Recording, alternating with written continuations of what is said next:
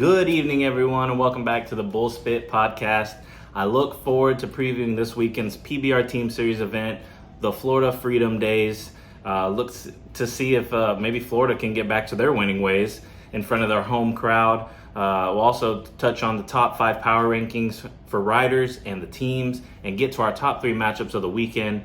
Of course, we're going to touch base in every game, all 12 of them from this 3-day weekend coming up, and make picks. Last week started out 7-5, not too shabby. Did pick some upsets. Told y'all the Mavericks were going to get that first win over the Wildcatters. Come on, give me some credit. I always told y'all that the Thunder were going to get an upset win over the Ridge Riders on Sunday. They got it done. Look forward to continuing those picks and touching base on some storylines from this weekend. Let's get to some storylines as we transition from week 2 to 3, starting with the Carolina Cowboys. They continue their dominance in week 2.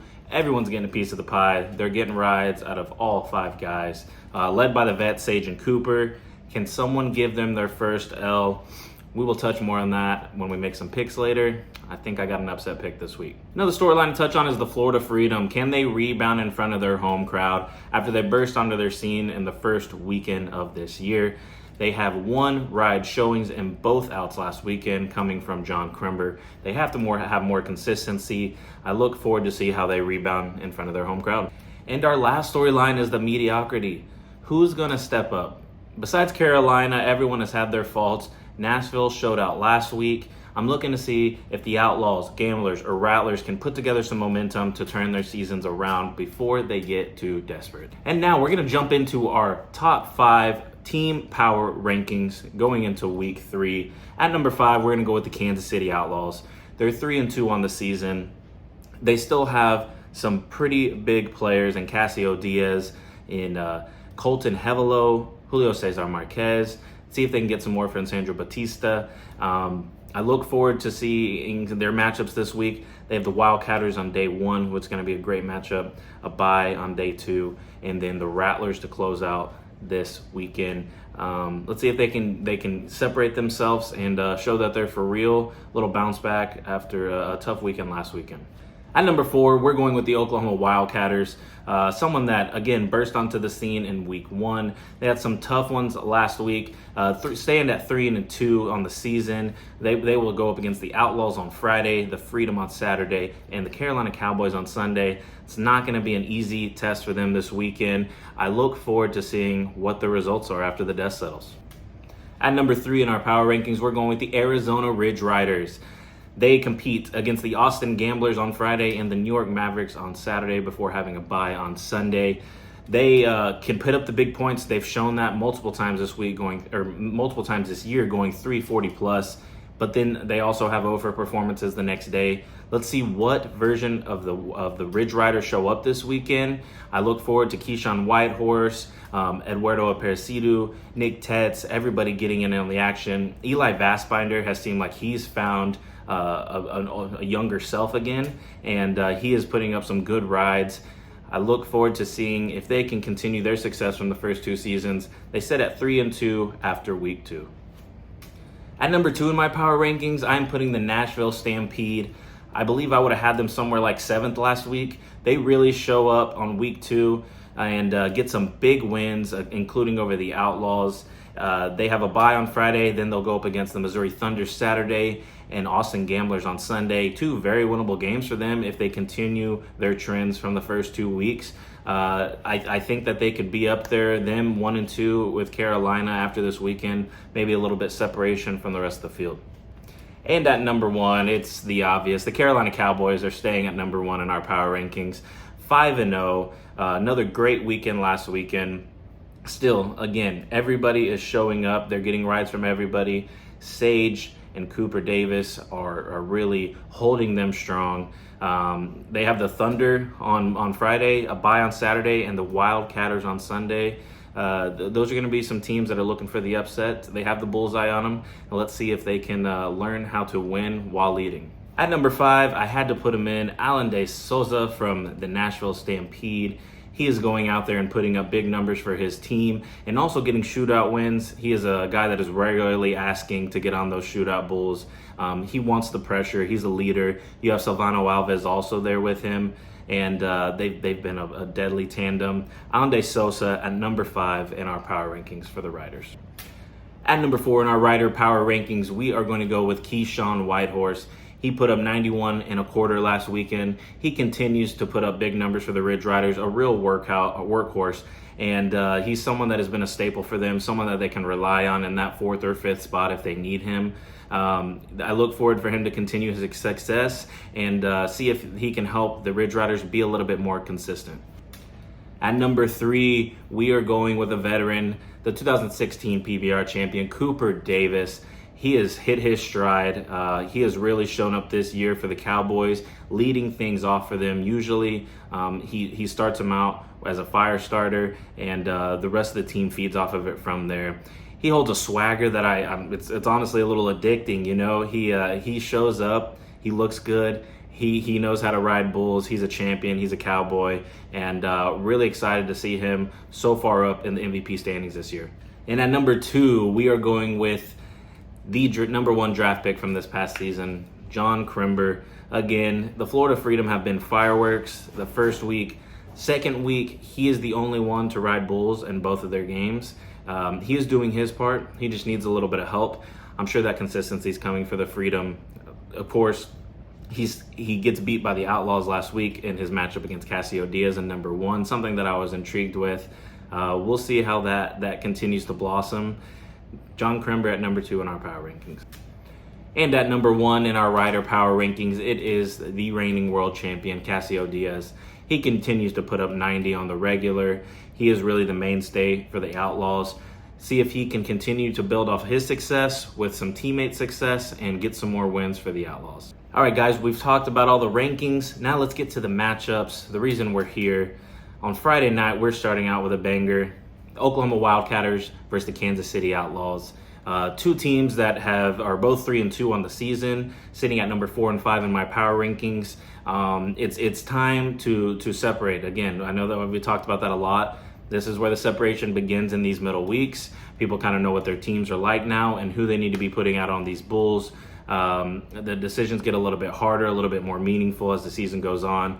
I look forward to the Kansas City Outlaws bouncing back from a tough week last week and seeing if Casio Diaz can close things out for them against the Wildcatters on Friday. We're going with the Outlaws. Matchup number 2 on Friday is going to put the Austin Gamblers against the Arizona Ridge Riders. Arizona Ridge Riders started out hot this year, again, putting up multiple performances of 340 plus. The Austin Gamblers have yet to really find their stride. They have been getting rides from their big 3. Let's see if anybody else can add on to that. I think the Austin Gamblers are hungry. You know, it's been a tough first 2 weeks, starting out 1-3. I'm going to go with the Gamblers to get the win over the Arizona Ridge Riders. Matchup number 3 on Friday, the Missouri Thunder versus the Carolina Cowboys. Missouri Thunder really still trying to find their stride, find that right lineup, need some more consistency from their teams. Bujo Cramble needs to step up. Dawson Gleaves is getting into the lineup a little bit more. Grayson Cole has been putting together some solid outings. More to come from them. They are going against Carolina Cowboys, 5-0. I don't think they get their first loss on Friday night. I'm going with the Cowboys to beat the Thunder. The last matchup for Friday night is going to put the New York Mavericks against the Florida Freedom. New York Mavericks get their first win last week over the Oklahoma Wildcatters. Big monkey off their back. But their first matchup this week is going to be against the Florida Freedom and the hometown crowd. I think Florida closes out night 1 with the win over the Mavericks. Starting out Saturday with the Texas Rattlers versus the Austin Gamblers. Going to be my number 3 matchup from the weekend. Little Texas rivalry action going on. Both these teams really looking to make an impact on this season. 2 just mediocre teams that are really looking to change some things up. You know, they haven't been as consistent as they wanted to.